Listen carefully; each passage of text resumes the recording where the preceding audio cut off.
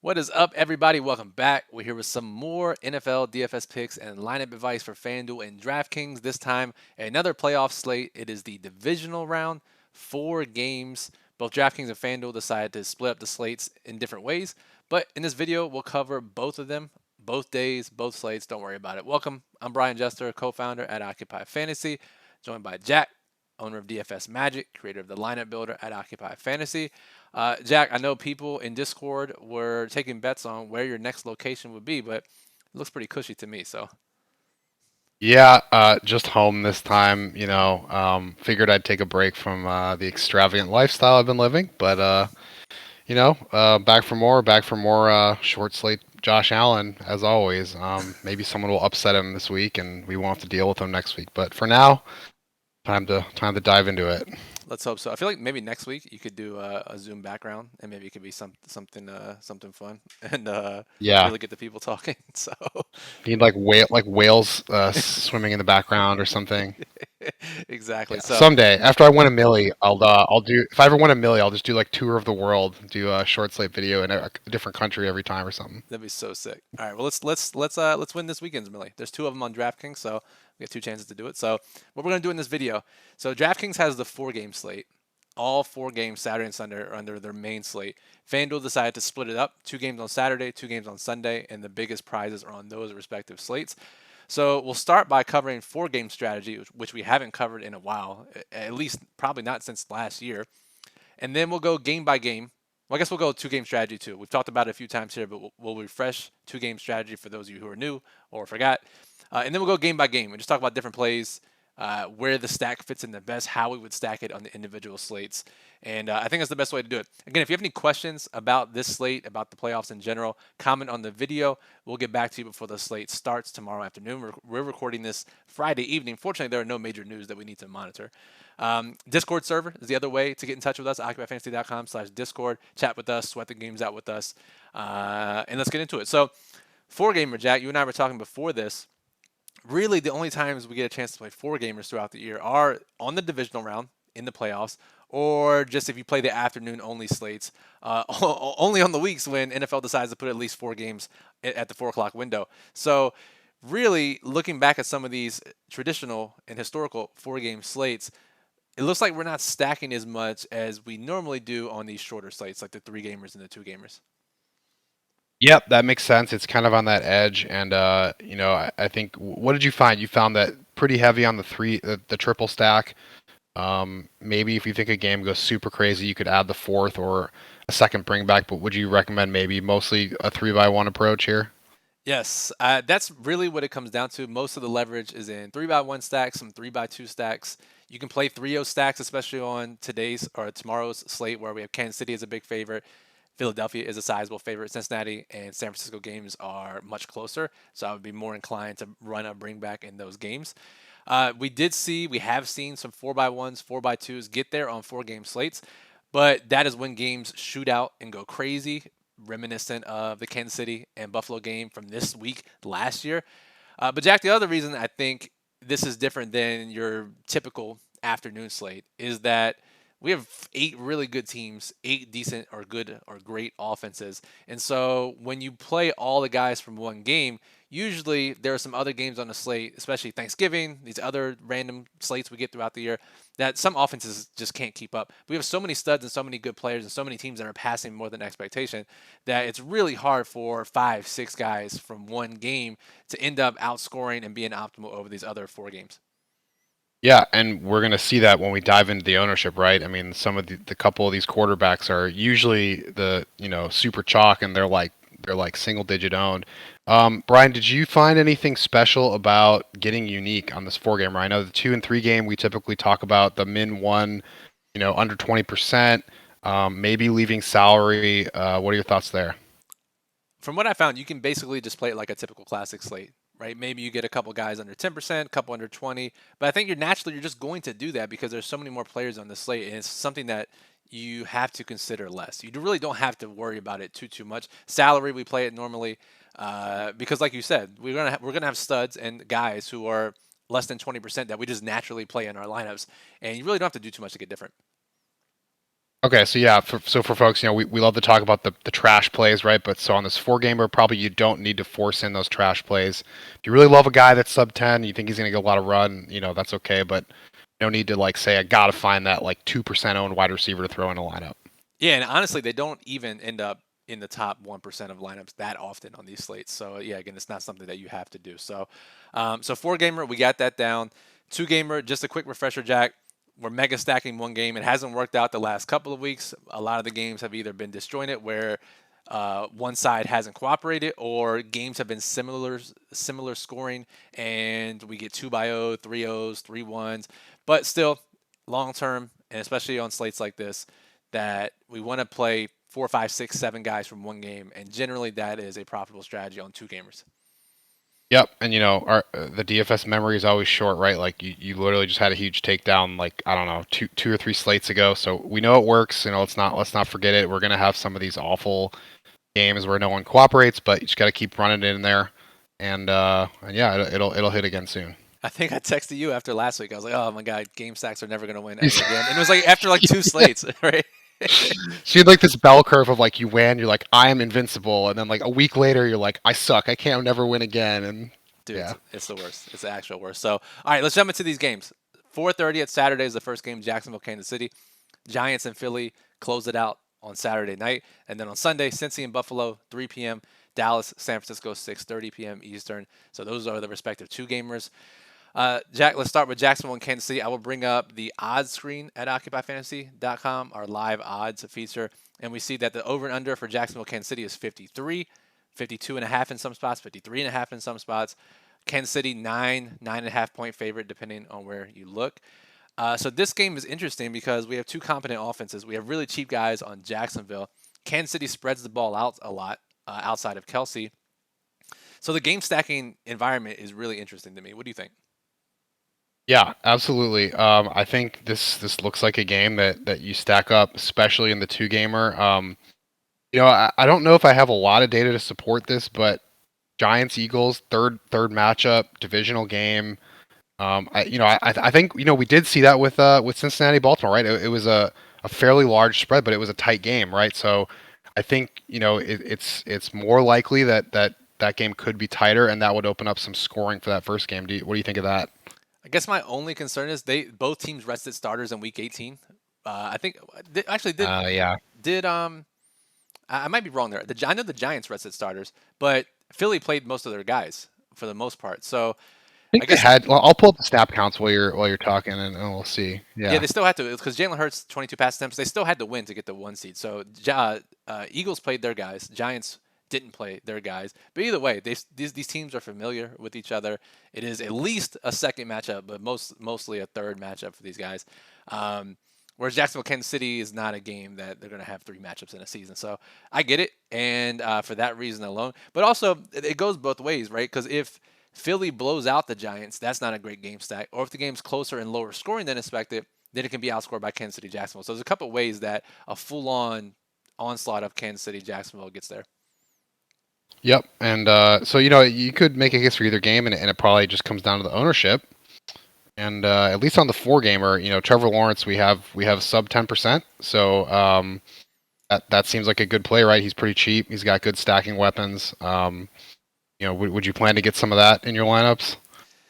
Yeah, I think you have to, right? So if you look at this four-game ownership, we have Hurts and Allen and Mahomes, all roughly 20% or more, right? And then you have Daniel Jones with his rushing ability and his cheap price tag, 14% projected on DraftKings. The other four guys are less than 10%, some less than 5%. So um, I don't know. Unlike the two gamers or the three gamers of the past on the four gamer, I feel like you need to get the quarterback that hits.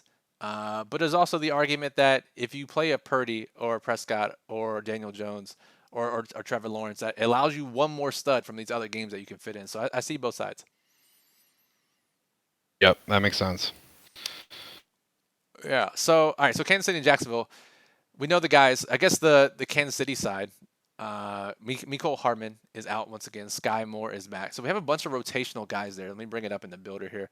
If we look at Kansas City receivers, these are Yeah, the these will be the trashier lower owned guys in this stack on the two gamer. So Valdez Scantling is an underperforming wide receiver just eternally. Then you have Juju. Kadarius Toney has been scoring and playing well. Justin Watson, Sky Moore, Noah Gray, like a bunch of different guys here that are cheap that you can mix in with Mahomes. And if you're playing single entry, it's hard to find a really good 3x1 or 4x1, 4x2 guy from a stack from Kansas City because it's really hard to pinpoint who you're playing outside of Kelsey. Yep, absolutely. And I think we've seen this. I don't really know what it is, but Tony just tends to get a lot of ownership. Like even if his projection's not that good, I think on the 4-gamer, he won't get super high. We have like 10%, but he's a guy that I could see on the 2-gamer like being surprisingly popular. Again, just it's like a cheap guy that people know the name, and he's a young playmaker. But yeah, I think you made a good point about Watson and maybe Sky Moore getting some run. That's probably more. Would you say more of a 2-gamer play? You probably don't need to get that crazy on a 4-gamer. For sure. Yeah, these guys are going to run 10, 15 routes. I don't think you need to play them on the 4-gamer.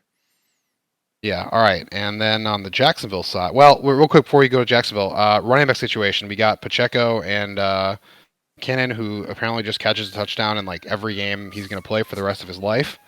So you have to how play do you him. approach that? You got to just play the guy who catches touchdowns, right? It's as simple as that. To me, it feels like, and again, we saw this last week, as we get into the playoffs now, teams are going to trust guys that they're going to play guys they trust a little more. McKinnon was in their Super Bowl run, their playoff run last year. Saw him get more and more snaps. Could see that again here. Clyde Edwards-Helaire, return to practice, still not going to play this week, so he's out of the picture at least one more week. Yeah, I think you got to play McKinnon, but you also have to understand that Pacheco's going to be half the ownership, and there's leverage involved in playing him over McKinnon and just hoping that his touchdown variance stops. But I got to say, Jack, like we watched the games, the touchdown variance isn't that unbelievable or fluky for McKinnon because they're literally designing plays for him around the goal line in the pass game. So it's not crazy that he's catching these 3-4 yard touchdowns seemingly every week. Yeah, I mean, if you just look at his red zone snaps, or I'm just looking at real quick. I mean, the last 7 weeks here, 2, 6, 2, 2, 2, 3, and then 1. But I think they were kind of messing around the last week of the season. So yeah, I mean, like you said, they're drawing up plays for him. 20% on a 4-gamer is not ridiculous. I think you just eat that. Obviously, the Kelsey, we got to talk about just because he's literally double the price of every other tight end. And this is the best tight end slate I think I've ever seen that's outside of a main. I mean, Goddard, Ingram, Schultz, Kittle, Knox, Hurst, and even Bellinger, and he's min price. So I mean, interesting slate to save some salary on tight end probably. I mean, what those guys absolutely can outscore Kelsey, right? Yeah, I'm once again shocked by Dawson Knox's projected ownership. I'm sure he'll catch another touchdown and crush us. But the thing is, right, Kelsey is expensive. If you're going to play these other guys, it's hard to get up to him, and that's why he's only 22% projected ownership. Maybe he comes in higher, people jam him in, but yeah, I mean that's a spot that I'm willing to get over the field on on the 4-game slate. 2-gamer is not going to be nearly as depressed of ownership, but I think you got to do it, Jack. With Kittle with Debo back, Goddard still coming back from his injury, and they got 2 other playmakers, Schultz, Hurst, Ingram, third, fourth options in their offense. Knox doesn't get that many targets. So I think Kelsey has a chance to, if he puts up like 30 or 25, 30, and no other tight end puts up more than 15, then he's going to be a guy that you have to have. Yep, totally agree. And it's like you said, people are going to try to jam in some of these expensive receivers, running backs, and they'll see those cheap names like Knox, like you said, he's probably going to catch a touchdown again. But being higher owned than Kelsey is kind of ridiculous. All right, anything else from the Chiefs? Because we haven't talked about. Let's shift over to Jacksonville here real quick. Yep, let's do that. So I'm gonna bring up the flex spots on Jacksonville in the builder, and naturally we have Zay Jones as super popular because his price is crazy, at least on DraftKings.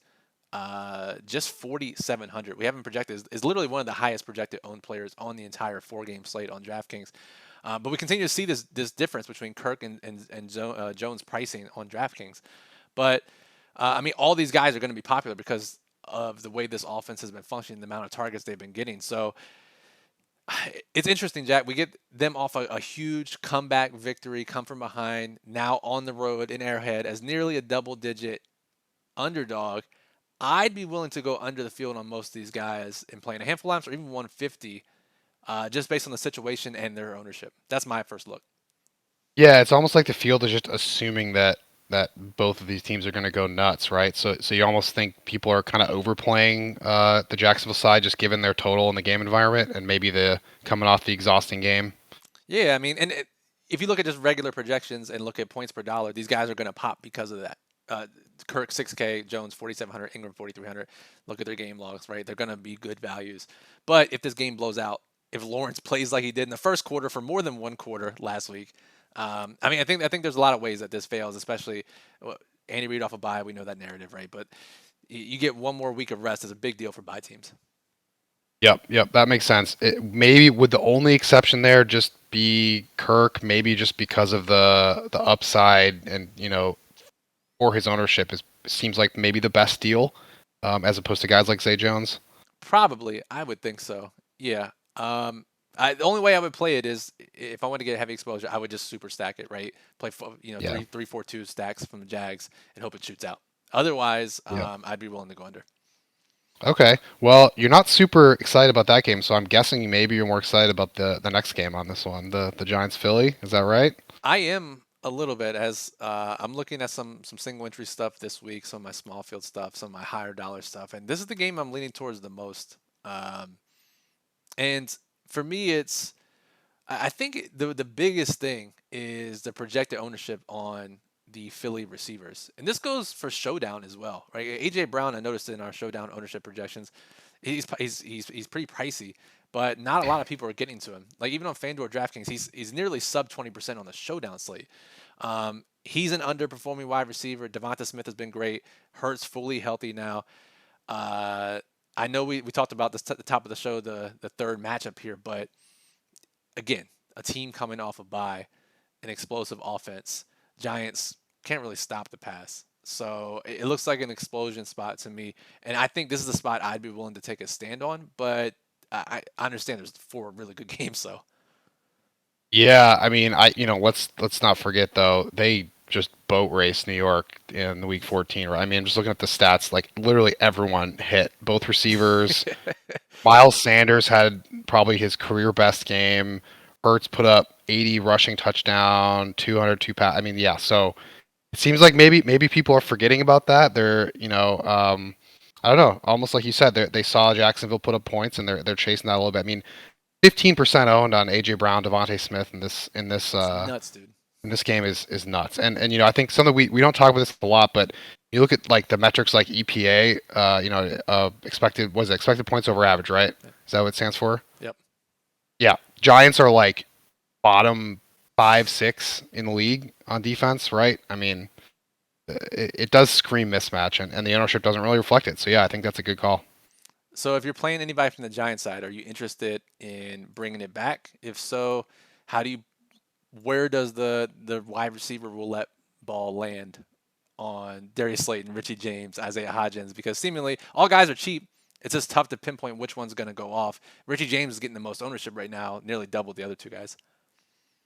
Yeah, you brought up at the beginning that you don't have to use a bring back on these four gamers, and it's tough to pinpoint one. I mean, the one I probably would shy away from is Barkley. I mean, Yes. 35% at 8K with, the other guys on the slate. I mean, like you said, if the Giants get blown out, which is decently likely outcome here, the odds of him reaching value on that is very low.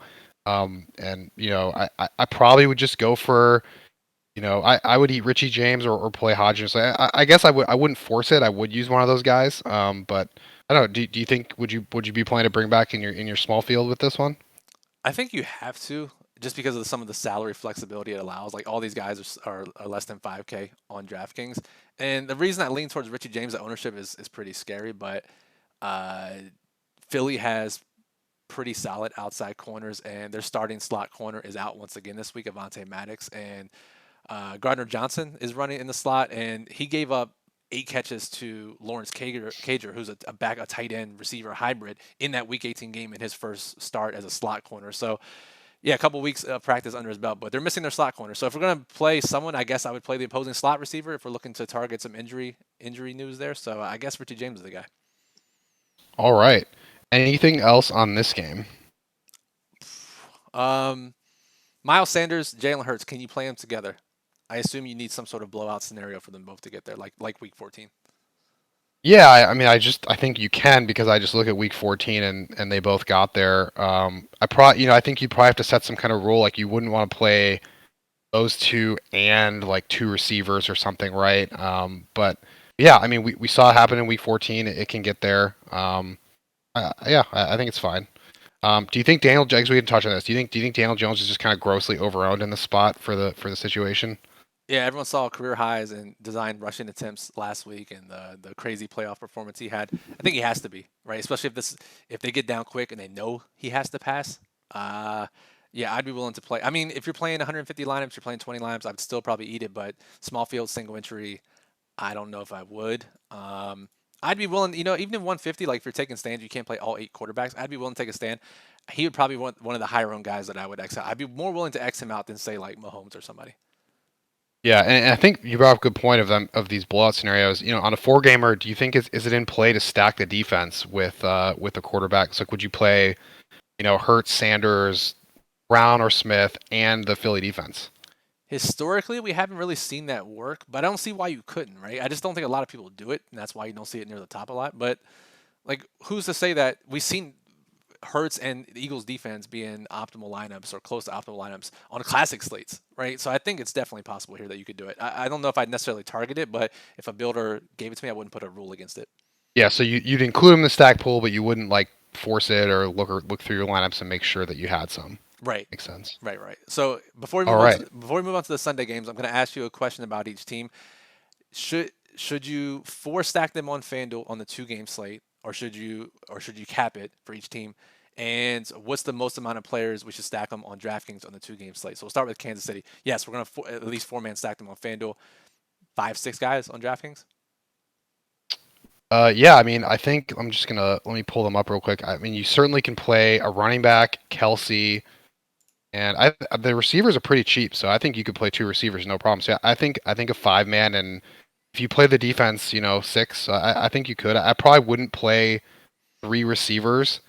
You maybe even could play both running backs, but that's probably and a receiver and tight end. But I probably lean running back, Kelsey, uh, one of the top receivers, and then if you want to throw another one, a punty one like Watson or something, you could do that. For sure. Jacksonville side. 4 man stacking them on FanDuel, right? Yeah, 4 man. Would I 5 man this on DraftKings? Probably not. Just kind of like what you brought up with the game environment. I probably lean more like forcing two bringbacks because if Jacksonville, starts scoring points, that's going to cause Kansas City's ceiling, and you're going to want to catch some of that. Totally agree. All right, the night game, Philly. We're 4 man stacking them on FanDuel. Can we play 5, 6 guys on DraftKings, including the defense? That's probably a tougher one, right? Because Hertz would tend to hog points with rushing upside, and the receivers are expensive. So I think you could go Sanders, one of the top receivers, Goddard. You could throw Quez Watkins in there at basically minimum price, right? He catches 60-yard touchdown and be optimal. So I think you could do it. I think you just got to be careful you don't load up on like 30,000 of your salary cap on Eagles, right? For sure. Now, if you're playing Daniel Jones, I don't think we can get up to 4. Maybe we can play 4, but I mean, we saw last week in the perfect game environment, they couldn't even get more than 3 guys on a 3 game slate. It's almost like a worse version of Hurts, right? He's going to hog some of the points with rushing, and Yeah. the other problem is they just don't funnel their targets very well, right? So you kind of have to get a little lucky with the receiver that you pick. But I think the way he gets there is probably with two cheap pass catchers, right? And maybe Barkley, but maybe not. So I guess that's would you consider just the 3 man stacks if you did want to play Daniel Jones? I would, right? Because you're hoping he gets there on rushing. So he's not going to throw touchdowns to 4 different receivers. He's definitely a lock to do that now that I said it, but he's Yeah. not going to do that. So And which that brings back to, like we said, he's going to be pretty popular, and we know the field very heavily doesn't stack as much as we do. So it's going to be tough. It'll be tough to win with him with a 3 man stack. You're going to have to play some lower owned guys, or maybe at least 2 bringbacks, something like that. yeah, I mean, some weird stack like a 3-3 or 3-2, I think is definitely possible. Or even a 2-3 or something like that, because the field's going to play 2-1 or 2-0 mostly if they play Daniel Jones. So Yep. all right, moving on to the Sunday games. Let's go back to DraftKings. And Cincinnati and Buffalo. This is the most interesting game to me because of the offensive line issues for Cincinnati, Jack. Down Lyle Collins, down Alex Kappa, down Jonah Williams now. 3 of their 5 starting offensive linemen. 3 good offensive linemen, mind you. And I've seen people on Twitter say mostly Bengals fans, say, well, they made it to the Super Bowl last year with a bad offensive line. It's like, yes, but that was a cohesive, bad offensive line that they played with all year versus losing three of your guys this late in the season. It's a much different experience. And Vegas is catching up to this a little bit, Jack, because let me pull up the odds again here. In Cincinnati, the odds are moving away from them. Buffalo opened as a small favorite, 3.5 or 4. It's now up to 5.5. Most importantly, that total opened at 50 in some spots, down to 49, and even pushing 48.5 in some spots. I really have this gut feeling that this game is lower scoring than expected, which is very terrifying given the two quarterbacks. I'm totally with you. I am shocked that the total went up. I mean, I'm just looking at Fantasy Labs. It went up half a point. I don't know if that's a universal thing, but it just has a feel of a low scoring game to me. I mean, Cincinnati's defense is legit, and you saw it. I mean, obviously before the tragedy happened in that game, but I mean they were playing tough, and I don't know if you watched Lab. I'm sure you did, but you know Miami's defense was basically single covering Diggs and Allen or Davis all game, and he just kind of went into a weird funk and drive stalled, and I mean, you know, it would be a little surprising if he just suddenly played super elite football against a much better defense. And then you point out, you know, Cincinnati's probably not going to score a lot. They're probably going to be more conservative, right? So if this game is more likely to be under, how does that affect your approach to playing it? I want more exposure to the defenses for sure. I want more exposure to the running backs. And I would be willing to cap some of my offensive exposure to a max of one guy per team or max two guys maybe on the two-game slate, and just hope it's right. The two-gamer, it's going to be tough, right? Because Dallas and San Francisco, two great defenses there as well. But we could see a super sloppy two-game slate on Sunday, where again, and I'm going to pull it up in the builder, Jack, but I assume Burrow and Allen are getting the vast majority of the ownership on the Sunday only slate, right? I'm gonna look. I'm actually not sure. Let me pull it up I here. think it's Allen and Purdy just because Purdy's price Oh is God. so ridiculous. Yeah, yeah. Yeah, yeah. It's Purdy day on Sunday, which we'll get to that in a second. But yeah, I mean, on the Sunday slate, Dak is probably the one that sticks out to me. But yeah, Burrow's gonna be super low. I mean, Allen's probably the super chalky quarterback. So it's probably more of a case to just say that Josh Allen may be more likely to fail than his super high ownership, right? Yeah, that's the move. I think maybe. Yeah, it's tough to figure out exactly what I haven't fully finalized what I would do on the Sunday only slate yet. But I think being under or even fading Josh Allen and hoping that game goes under, and trust the betting market moves there. But let's stick with that game for a little bit here. If you do decide to play it on the Sunday only, I see it, right? Like if Dallas and 49ers are lower scoring, Buffalo and Cincinnati could be 24-20 and be the optimal stack. Any thoughts just on how you would stack the game if you play it on Sunday? Yeah, I guess that one's a little tougher because you got some super expensive studs, right? So I think you're gonna have to embrace some trashier stuff like Isaiah McKenzie, your favorite DFS player, Isaiah McKenzie, just always like 30% owned on every slate. Knox and McKenzie, right? They're just gonna be super popular on that slate because people are gonna want to play Allen, and they're the stack pieces that show up in points per dollar. So it's probably the bringbacks with Cincinnati, right? That are unique there.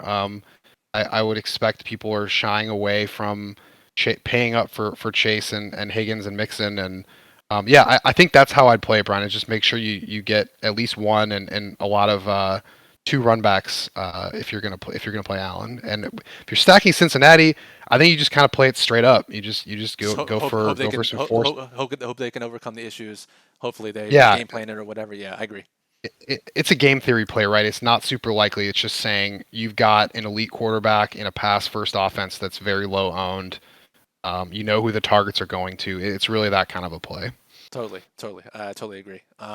Any lower owned plays from this game for the two-game slate? I'm looking here at projected ownership at the flex spots. I've sorted in the builder. I mean, Tyler Boyd stands out on all slates for me as kind of a safety blanket option, especially if the pass rush gets there earlier. Gallup 17%. Zeke just 7%. Not a great matchup. Is literally gaining like 1 yard per carry. But I can see him getting two touchdowns on the two-game slate and be optimal. So it's slim pickings on the two-gamer for sure. It's Boyd, yeah, from that game. He's really the only one. I think what do we have? Yeah, we have Hurst as kind of popular. It's probably just a price thing. Let me see. Yeah, he's only Um, 5K on FanDuel, so that's a big reason for it. Yeah, it's going to be Knox and her. I mean her. Yeah, so it's Boyd. Yeah, I mean I think single entry two gamer. If you're gonna play that game, he's your lone piece probably. Agree. Anything else from this game before we move on to the final game? Nope, I don't think so. Oh, I guess real quick, anything on the Buffalo running backs? They're kind of this revolving door. I think Cook probably gets more ownership because he's a little cheaper everywhere and has maybe the slightly hotter hand. Any reason to do anything other than what the field's doing with those running backs? No, but I noticed Cook getting some late game carries when the game was not in hand, and that those carries have typically been reserved for Singletary most of the year. So maybe they are trusting him a little more. Singletary might have even been banged up at one point.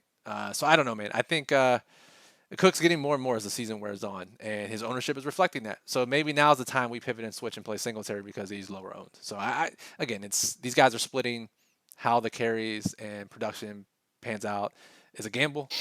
Just give me the ownership guy, I guess. Yep. Cool. All All right, right. final game. One of the most exciting ones. Should be a good chess match. San Francisco and Dallas. Let me pull up the flex guys here. Um, Tight spread, moving towards Dallas a little bit.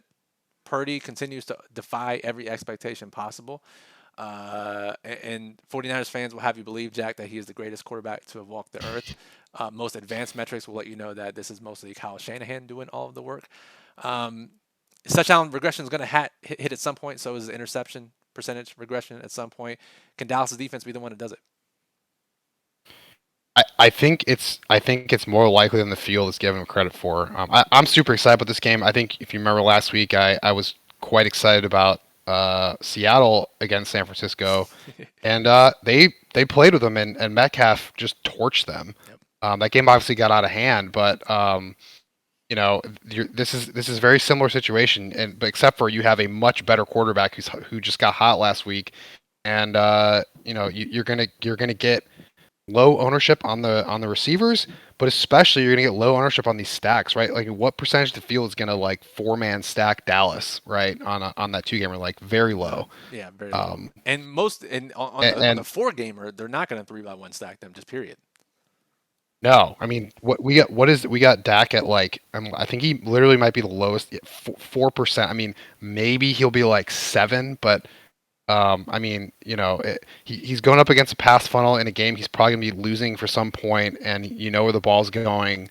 It just strikes me as like an insanely good game theory play. And again, you don't need a lot. Like you don't need to like lock Dak Prescott or something, but like a 4% on quarterback on the four gamer, play, go 3x the field on that, get some good stacks in there. I honestly think it'd be a pretty close game, and it could be high scoring if Dallas can't stop the offense. So. Um, what do you do with McCaffrey? I mean, I'm just looking. I think he's 40%. 40% is considered mega chalk on a two gamer. He's going to be 40% on a four gamer. Do you just eat it? Like, are you looking to get under that, or are you looking to get over it? What are you thinking? I would probably just come close. If I had to choose, I'd be more willing to go under and hope that these stud receivers outscore him. I think that would be the way I would go. But at running back, right? It's like, okay, drop down the Barkley. We talk about that game script potentially for him. Miles Sanders, who can put up 2 or 27, most likely 2. ETN, 10-point underdog. McKinnon can outscore anybody on the slate. Buffalo backs splitting work. Tony Pollard, Dallas still intent on giving Zeke the ball. Maybe that'll change this week. But it's if McCaffrey puts up 24, which is probably his median outcome here, is he in the optimal lineup? I guess it depends on what the receivers do. Probably, and you keep on that list. Joe Mixon, missing his entire offensive line, and then you're literally into the backups. So yeah, I think you bring a great point there. A lot of these running backs have very very low floor. Um, so yeah, it's a tough one to get under. I agree. I think you just got to eat it. Real Do quick, you real go quick. ahead? Sorry, Mixon, really quickly. 12% ownership should be 60-70% of the work. Maybe they run the ball more. That helps them. Maybe more checkdowns. But again, a guy who has multi-touchdown upside at 12%, I'm eyeing him a little bit, especially with some of these other split backfields. And yeah, I think the spread too is causing some people to jump off of Mixon. And he had a terrible game last week, fantasy wise. So he's a guy that I think I'd be willing to get over on. Mixon Bengals defense. As we learned from the FFPC, right? Always play defenses against Josh Allen. Yes. and that applies to 2 gamers and 4 gamers alike. So, what were you about to say before I interrupted? I think I was just gonna say, what do you think about uh, the Tony Pollard situation? I mean, the dude's super elusive. I think the narrative is like, no one runs on the 49ers, right? But I mean, the guy's amazing. His ownership's real low. I mean, and like you said, they don't give him the ball all the time. Do you think? I guess that's his ownership's right around Mixon. Is that a guy you'd be looking to get over on or not? But that's the other guy that I'm considering heavily as getting much more over the field on, especially Pollard because he's a home run hitter. We're not going to see Mixon bust a 70-yard run or reception. Pollard can do that and is likely to do that in some games. So yeah, I think Pollard you have to. He's not going to get all the touches, but they're going to be high value touches more than likely. Yep, yep, I agree. Would you play McCaffrey and Pollard in the same lineup if you were stacking that game? Yeah, I think so because of their receiving ability, and no matter the game script, whichever way it goes, both those guys can play. Yeah. Okay. So we touched on Dallas passing game, very, very under-owned for the spot. San Francisco does give it up to outside receivers. What about San Francisco side? I think if we look at quarterback, and we have pretty low on the 4 gamer, but on the 2 gamer, we expect to see very elevated, like maybe in the 20 to 30% ownership range. How are you approaching that passing game given the ownership that we see? Given our opinion on the Buffalo game, I think you have to eat it on the 2 gamer. 4 gamer, I'm totally fine not playing it. If I do, or even if I do play anyone from this game, I'm willing to play Ayuk over Samuel. Debo had the long catch and run last week. Really has been pretty poor all season from a fantasy perspective, unless he gets a long touchdown. And as one of the more popular receivers on the slate, people are going to be drawn to his price tag at 5,900 on DraftKings. 2 gamer, that applies as well. I'd be willing to make the pivot to Ayuk or just not play anyone from this passing game, or even play Kittle, right? Kittle, 3 fantasy points last week? We haven't projected for 3% on the 4 game slate. I'd be much more willing to play Kittle at literally an eighth of the ownership of Debo. Yeah, I'm totally with you. I think the receiver ownerships for San Francisco seem a bit high for a 4 gamer. With given the we have Diggs, Chase, Higgins, Yeah, Lamb. I mean, who else am I missing? That's probably the elite ones, but there's Kirk, Juju. I mean, 25% each is kind of nuts for a run first team against a good defense. But yeah, I'm with you on the 2 gamer. The price tags will look good, and there's not a lot of competition. Um, so do you stack? You asked me these questions on the Saturday, so I'll ask you for Sunday. Do you 4-man stack the San Francisco offense on, let's say, on the 2 gamer? I think all these offenses, especially San Francisco, you have to because people are going to play Purdy in a 3-0 or a 3-1 or a 2-by-1 or 2-0. And in order to get different, if he's going to play well enough and for you to win, I think you have to play for 49ers. So, yes, I think so. 5 is probably too much on DraftKings. You'd have to have a cheaper guy in there for sure. Yep, yep. I'm with you. 4, you probably don't need 5. Not quite the volume. Kind of similar to the Philly or something, right? Where it's not Hurts, but McCaffrey's going to steal a lot of points, so it's going to be tough for like 3 other guys to be optimal. For sure. Dallas. I think 4-man. I'm not even going to ask you. I know 4-man's in play there. They're going to throw the ball. We know where it's going. Would you 5-man them, or is that even too crazy? Just because we think people like aren't even going to 4-man them? I think you can allow it. I don't know if I'd actively target it, but you play Dak, Pollard, CD, one of Gallup, or even T.Y. Hilton on the 2 gamer, who's been running more routes. Dalton Schultz, that's 5 right there. I think you can certainly do it, especially if we expect that first game to underwhelm. I like it. Um, and then I think we touched on Buffalo, Cincinnati, right? The stacking. I think we did. Yeah, if you're going to stack them, you're going to play that game. Just play it normally and pray that Cincinnati's Yeah. offensive line is Uh, can hold together. the receiver, the receiver that stands out to me most on the whole slate, it might be Gallup. Like he's a wide receiver too, and he's like 5% on Yeah, the 4 gamer, and I think we got him really low in the 2 gamer. And again, we saw what Metcalf did, right? They're going to play single coverage all game, and it's just his price tag is 3,800. I mean, it's just he can catch like one 40-yard touchdown and almost be optimal. yes, So if you are looking, if you have a really chalky lineup, like I think he's a good player to throw into any lineup as just like a diversifier, and it's like punt price with some upside. agree. And to me, this all comes back to, we'll close out the show here. What I think people are going to do is they're going to pay up at running back, mostly McCaffrey, some Barkley, tight end, Kelsey as well. As a result, that naturally pushes down the receiver ownership. So we see guys like Zay Jones, Gabe Davis, Debo, Juju, Kirk, Ayuk, all these guys are more popular than or as popular as Chase Higgins, AJ Brown, CD Lamb, Devonta Smith, which is asinine to me. So I think just on game theory and lineup construction alone, if you flip that, you play cheaper running backs, you fade McCaffrey, you play the more expensive receivers. I think that's an easy leverage point. And I don't even think it's like, oh, we're doing this to get different. That might be the optimal way to play it on the slate. Yeah, it's literally insane. Especially, I just did it one more time. AJ Brown, Devontae Smith are just like buried on the Dude. ownership. Yeah. It's just nuts. Yeah. So I think you yeah, have to I'm with consider you. Yeah, I'm with you. It's a great way to approach things. So that seems like maybe your lean for these small field contests is like some of those middle price running backs you mentioned, like Mix and Pollard, and then try to at least jam one or two of these stud receivers to get some leverage there. I think you have to. I really think you have to. And then Josh Allen will steal all our money, and with Dawson Knox, and we'll be back crying this next time week. But next hopefully week, not two-gamer with Josh Allen. with Josh Allen, the Josh Allen 2-gamer. Yeah.